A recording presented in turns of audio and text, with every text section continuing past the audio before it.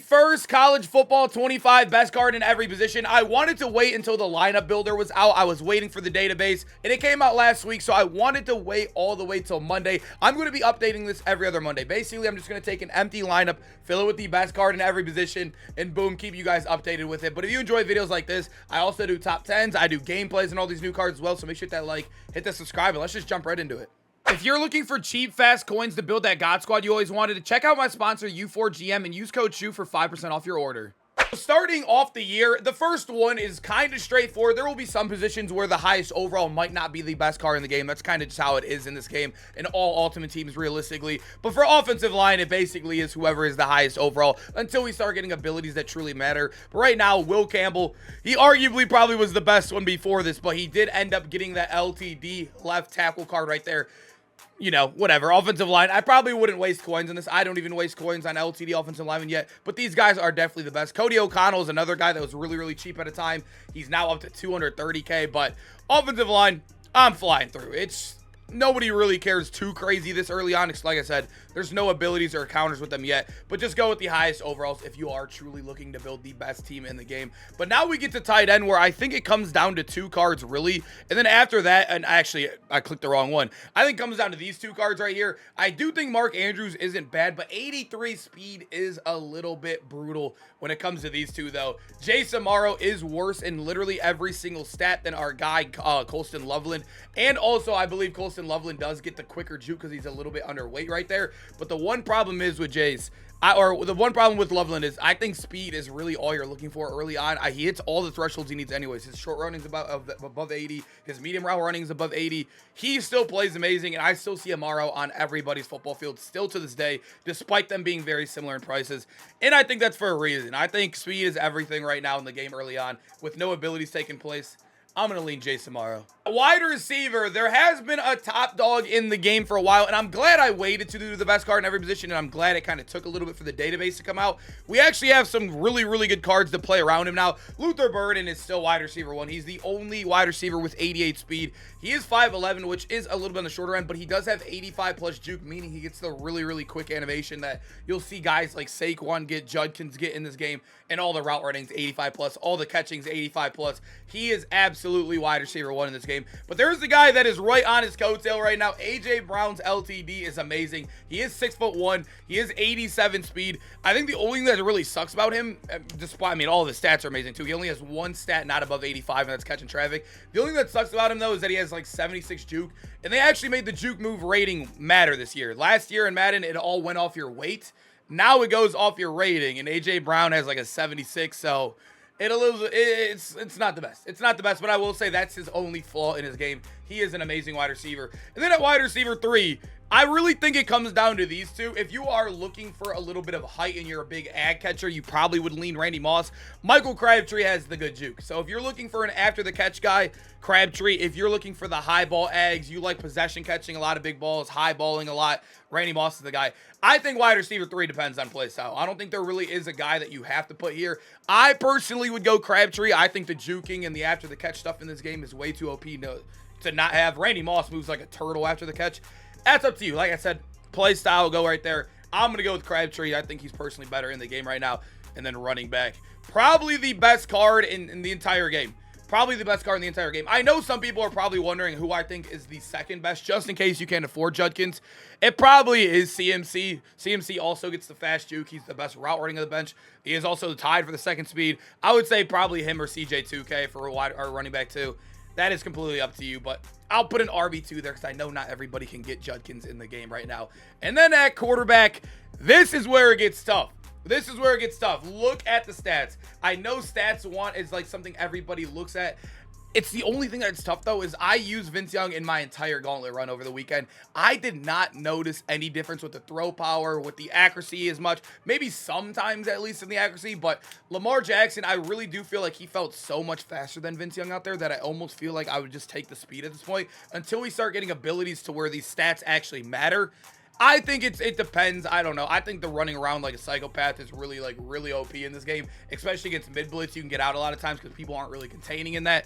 I think I'd go Lamar, but I would not be mad at Vince Young, and I think it's definitely very, very arguable. And then at fullback to end off the offensive side, the only 84 in the game, I guess we'll take. I don't know. Fullbacks, whatever, boys. I guess he's tied for the fastest, too. We'll take him. He's cool. And then for defense, as you guys know, I do 2 safeties for each position, and then the rest of them I am straight up forward. Maybe 2 defensive tackles because it is still early on. But free safety right now in the game, this one is kind of a walkthrough answer. It's going to be a walkthrough probably for safety until probably the next one, 2 Mondays from now. Safety has been the driest position in the game. Absolutely the driest position. That's why they are so expensive, is because there's no other options. There's no other options. So it really just comes down to these 2. I know this one is like really, really straightforward right now, but like I said, it's the first one of the year. It'll get better from here. But Minka Fitzpatrick and Caleb Downs, amazing. Caleb Downs is up to 6. Did I see that right? I got him for 430.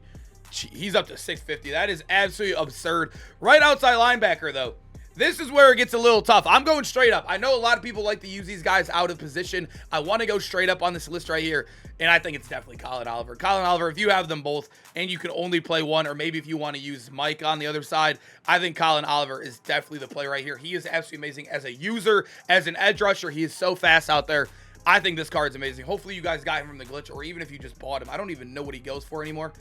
I mean, it's still 300K. It's still kind of crazy, but he is amazing. He's an 88 overall, you know what I mean? And then at middle linebacker, I'm going to give you guys 2 of them. I actually think Bradley Chubb is the best, although there's an 87 LTD Roquan right here. They both are the same speed. They both are really, really good users. The problem is the stat you can't see right here, or on this screen right now, is that Bradley Chubb gets better man and better zone, and also is taller with the same speed. Yes, that's all that matters on your user. We're taking Bradley Chubb right here, but also you need 2 anyway, so I guess we'll go with Roquan. I think he's also, I don't even think Ray Lewis is 3rd. I'd probably go with Urlacher, who is missing from the database. Oh, no, he's down here. I'd probably go with Urlacher 3rd, honestly, if you can't afford Roquan, but those are the 2 top dogs in the game. And now left outside linebacker, we actually just got a new Micah Parsons, although Harold Perkins is right around the corner. He is absolutely right around the corner. I think we're going to be getting him probably this week or next week. I know we just got more objective points today, or XP today. I'm not sure if he's possible to get yet, but Harold Perkins is absolutely amazing as well. I think Micah is still arguably better, though, because you can see the block shed is plus 14. The power moves way better. He's still hitting his threshold and finesse.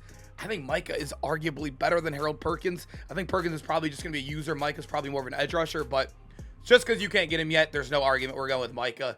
And then at strong safety, another walkthrough answer.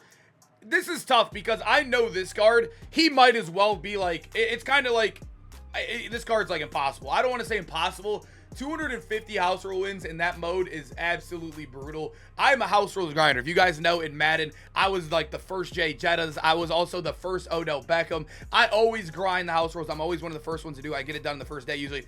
This is the worst house rules grind I think I've ever seen ever. But you are getting a demon. I mean, he's 6'4", 85 speed. He's also a really good man player. I mean, I gotta include him on a list like this, but yeah, I mean, he is.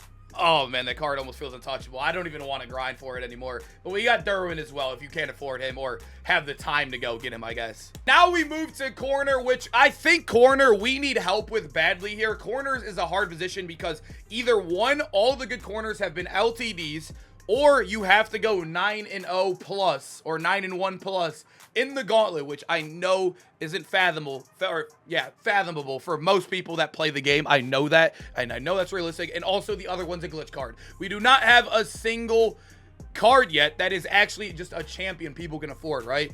And if you look at it, like I said, straight up, the best 3 corners in the game, boom, a glitch card that is 700K that a lot of people got for free from a glitch, or he's just, like I said, 700K. Or we have a card that you had to win 9+ in Gauntlet, which, like I said, obviously I like rewarding winning. That's good as well, but it's still also very, very hard to do. Aiden White is definitely a top 3 corner in the game. And then Sauce Gardner, another LTD.